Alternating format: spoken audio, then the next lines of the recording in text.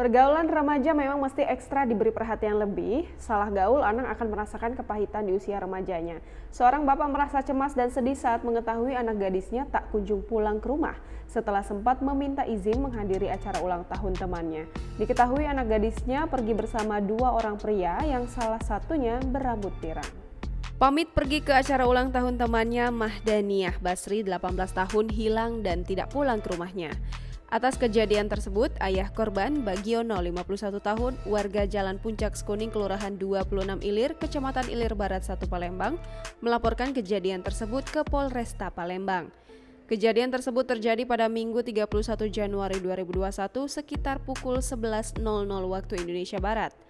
Kepada petugas, Bagiono menuturkan bermula saat anaknya mengirimi pesan kepadanya melalui WhatsApp dan mengatakan anaknya ingin menghadiri pesta ulang tahun temannya pada hari itu. Namun setelah ditunggu-tunggu hingga sore hari, anaknya tidak kunjung pulang ke rumah. Ia menjelaskan pada hari itu juga tetangganya mengatakan kalau anaknya menghadiri acara hajatan temannya di kawasan Angkatan 6 Palembang bersama dua orang laki-laki. Bagiono kemudian mendatangi tempat di mana anaknya menghadiri acara hajatan tadi, namun sesampainya di TKP Bagiono tidak melihat anaknya lagi dan saat ia bertanya kepada teman anaknya, dia mengatakan memang korban tadi datang dan sekarang tidak tahu kemana.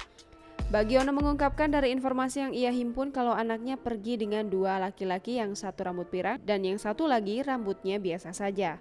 Ternyata pria berambut pirang tersebut biasa dipanggil Odon.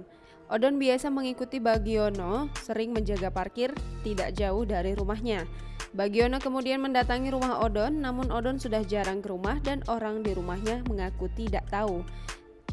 Tidak sampai di situ, ia bersama dengan istrinya kemudian mencari anaknya di rumah teman-teman sekolah maupun rumah keluarganya, namun anaknya tidak ada. Ia menuturkan selama ini anaknya selalu pulang ke rumah sehabis pergi keluar untuk bermain bersama temannya. Namun baru kali ini anaknya tidak pulang. Sambil menundukkan kepala dan terlihat sedih, Bagiono berharap anaknya segera pulang di rumah dan bisa berkumpul lagi dengan keluarga.